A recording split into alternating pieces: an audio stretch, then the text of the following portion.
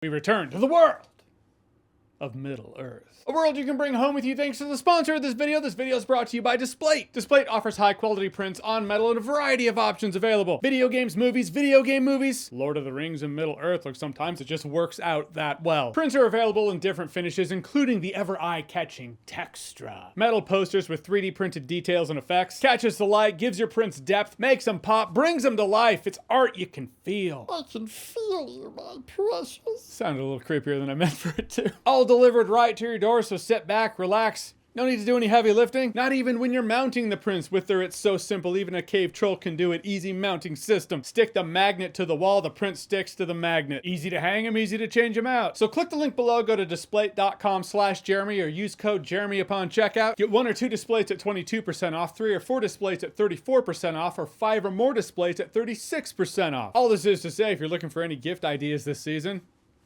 here you go. And now, an animated film that looks like Lord of the Rings had a kid with Fire Emblem. Oh, okay.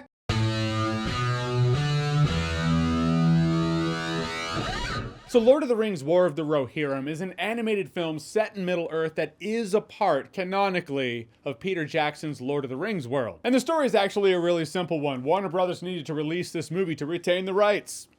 Not the story in the movie, but that is the real story. The story in the movie, Helm, who would be known as Helm Hammerhand, is king of Rohan. He has beef with one of the local lords, and in one punch, like he's Mickey from Snatch or something, takes him out. Only in the case of this movie, he kills him. That guy's son swears vengeance, unites all the hill tribes together, and now it's a siege of Helm's Deep. Before it was called Helm's Deep, or in fact, the reason it's called Helm's Deep. Now, for the first half of this movie, I was like, okay, the animation kind of throws you off because it doesn't feel like Middle-earth, though they do their part to remind you, hey, this is actually Peter Jackson's Lord of the Rings world. Remember. But it was solid setup, some good tension, the stakes were high for people involved. I know Lord of the Rings animation, it does exist, but anime just feels different. I wasn't kidding when I said this feels like a hybrid between Lord of the Rings and Fire Emblem. But with that difference, the movie definitely does go out of its way to remind you, yeah, this is still Peter Jackson, Lord of the Rings. The layout of Edoras is pretty recognizable. The armor, Eowyn doing some voiceover, the musical cues. Yeah, I can't really think of the musical score in this movie as standing out, except for the moments that throw back to Howard Shore's musical score from Lord of the Rings. It's kind of like Gladiator 2's music in that sense. Couple of moments that do stand out, but those moments are from the other movies, so why wouldn't I just get that musical score, that soundtrack? If you don't own the Lord of the Rings musical score by now, it's definitely worth the purchase as one of the best ever. But if you strip away all the Middle-earth isms, and it's kind of a double-edged sword because it works for and against, it is a smaller story in the world of Middle-earth, and I do appreciate that on one hand. It doesn't always have to be world-ending stuff, doesn't always have to revolve around rings. Sometimes, kingdom's just gonna have some beef.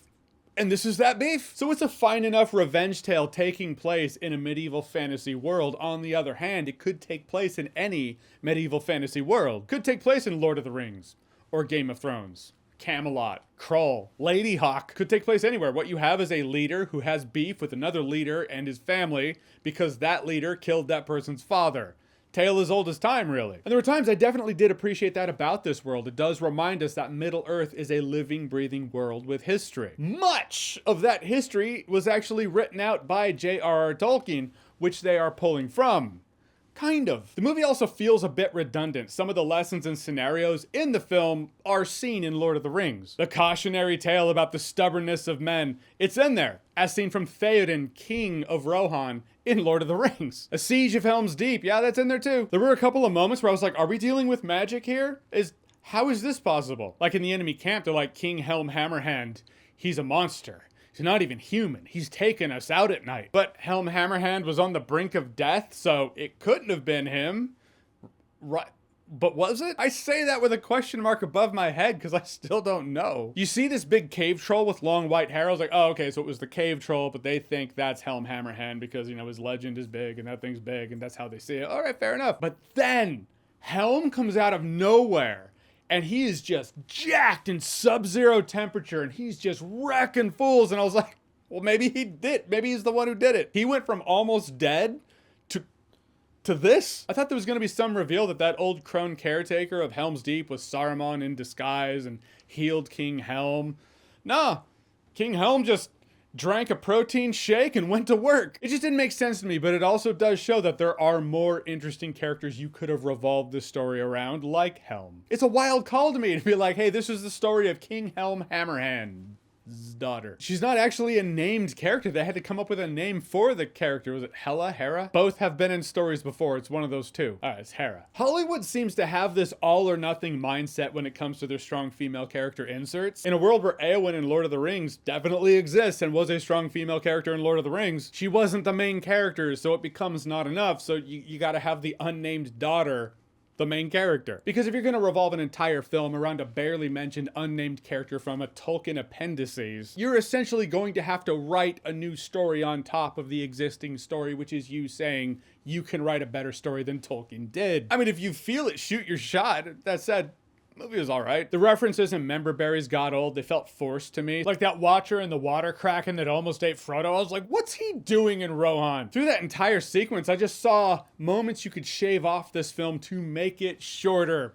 which would have helped it. It is too long. It's 2 hours, 15 minutes, something like that. Too long. There were other references and member berries that happened later on too. It just felt like they were begging the audience to remember where it comes from. Also, the animation, like in terms of frame capture, if you were to take a frame from this movie and put it on your wall, it'd look really nice. But in motion, it looked choppy a lot of the time. Look, in the end, like I said, there's some enjoyment in it. The first half is definitely more solid than the second half. Boiled down, there's an interesting enough revenge story in here that shows the difference between wanting your revenge and being a good leader. I'd probably give it the slide of, yeah, watch it at matinee price just to be safe. But also the very corporate studio reason for this film existing does stand out to the forefront as the reason it exists. It's annoying and I don't have time for it, so I'll say it's probably a better time with a pint. It comes in pints? Alright, so Lord of the Rings, War of the Rohirrim, have you seen it? What did you think about it? Or what's a story in Middle-earth you'd like to see adapted? That's not Lord of the Rings or The Hobbit. And that would be adapted for the love of the IP, not for the sake of legally holding on to the IP. Whatever it is, whatever you think, comment below, let me know. And as always, if you like what you've seen here and you want to see more, click right here to see more.